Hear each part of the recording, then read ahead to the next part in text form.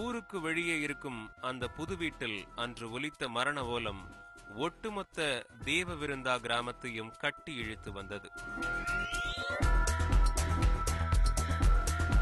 மாரடைப்பில் இறந்துவிட்டதாக கூறி வீட்டின் கூடத்தில் மாலை போட்டு கிடத்தி வைக்கப்பட்டிருந்த ஒரு இளம்பெண்ணின் சடலத்திற்கு அவசரமாக இறுதி சடங்கிற்கான ஏற்பாடுகள் நடந்தன.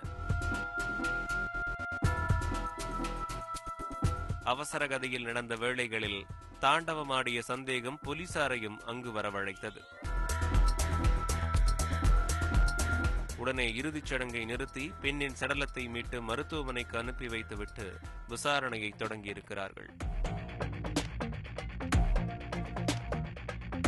இறந்து கிடந்தவர் ஸ்வேதா. 28 வயதாகும் இவர் கர்நாடக மாநிலம் சிக்மங்களூரில் உள்ள முடிகேரா பகுதியைச் சேர்ந்தவர். இவரது கணவர் தேவவிருந்தா கிராமத்தைச் சேர்ந்த தர்ஷன். இருவரும் கல்லூரி பருவத்திலிருந்தே காதலித்து வந்துள்ளனர். கடந்த 2 வருடங்களுக்கு முன்புதான் திருமணம் நடந்திருக்கிறது. இந்த காதல் திருமணத்திற்கு பெற்றோர்கள் சம்மதிக்கவில்லை என்பதால் இருவரும் பெங்களூரு கொடிக்கேஹள்ளி பகுதியில் வாடகை வீட்டில் வசித்து வந்துள்ளனர். மேலும் இருவரும் சேர்ந்து அதே பகுதியில் மெடிக்கல் லேப் ஒன்றை நடத்தி வந்துள்ளனர். இந்நிலையில்தான் கடந்த 4 நாட்களுக்கு முன் மனைவியை தனது கிராமத்திற்கு அழைத்து வந்திருக்கிறார் தர்ஷன். சம்பவத்தன்று ராகி உருண்டை சாப்பிட்டுக் கொண்டிருக்கும் போது திடீரென ஸ்வேதாவுக்கு மாரடைப்பு ஏற்பட்டு இறந்து விட்டதாக கூறி பகீர் கிளப்பி இருக்கிறார். இதனால் அதிர்ந்து போன ஸ்வேதாவின் பெற்றோர் சம்பவ இடத்திற்கு வந்து பார்த்தபோதுதான் மகளின் இறப்பில் ஏதோ சந்தேகம் இருப்பதை உணர்ந்திருக்கிறார்கள். அதன் பிறகுதான் காவல் நிலையத்தில் புகார் கொடுக்கப்பட்டிருக்கிறது. அனைவரும் சந்தேகித்ததை போலவே ஸ்வேதாவின் உடற்கூறாய்வு அறிக்கை நடந்திருப்பது இயற்கை மரணம் அல்ல என்ற உண்மையை உடைத்தது. ஸ்வேதாவின் உடலில் விஷம் கலந்திருப்பதை உறுதி செய்திருக்கிறது. மேலும் ஸ்வேதாவின் கையில் ஊசி போட்டதற்கான தடயம் இருந்துள்ளது. உடனே போலீசார் தர்ஷனை பிடித்து விசாரித்ததில் இருவருக்கும் சண்டை இருந்ததால் ஸ்வேதா விஷ ஊசி செலுத்தி தற்கொலை செய்து கொண்டதாக கூறியிருக்கிறார். ஆனால் தர்ஷனின் வார்த்தைகளில் நம்பிக்கை இல்லாத போலீசார் அவரிடம் கிடுக்குப்பிடி விசாரணை நடத்தியதில் நடந்த கொலை வெட்ட வெளிச்சமாகியிருக்கிறது. இந்த பயங்கரத்துக்கு காரணம் கள்ளக்காதல். ஆம், என்னதான் காதல் திருமணம் செய்து கொண்டாலும் தர்ஷனுக்கு பல பெண்களுடன் பழக்கம் இருந்துள்ளது.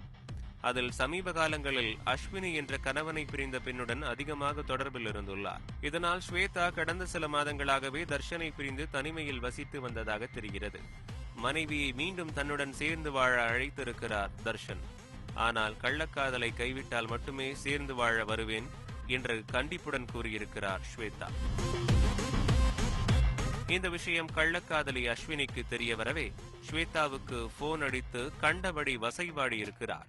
இதனால் ஆத்திரமடைந்த ஸ்வேதா கணவனின் கள்ளக்காதல் லீலைகளை ஊர் முழுக்க கூறி அவமானப்படுத்தி இருக்கிறார்.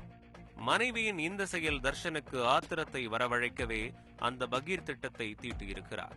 கள்ளக்காதலை கைவிடுவதாக பொய் கூறி ஸ்வேதாவை சொந்த ஊருக்கு அழைத்து வந்திருக்கிறார் தர்ஷன். வந்த அன்றே கொலை செய்தால் மாட்டிக்கொள்வோம் என சுதாரித்து 4ஆம் நாளில் வேலையை காட்டியிருக்கிறார் தர்ஷன். ராகி உருண்டையில் சைனைட் விஷத்தை கலந்து ஸ்வேதாவுக்கு சாப்பிட கொடுத்திருக்கிறார். அதனை சாப்பிட்டு மயங்கிய ஸ்வேதா தனக்கு என்ன கொடுமை நடந்தது என்று தெரியாமல் பரிதாபமாக இறந்து போயிருக்கிறார். ஒருவேளை விஷம் உடலில் கலந்தது போலீசில் தெரிந்தால் நடந்ததை தற்கொலையாக மாற்ற ஊசியில் விஷத்தை ஏற்றி ஸ்வேதாவின் உடலில் செலுத்தியது விசாரணையில் தெரிய வந்திருக்கிறது.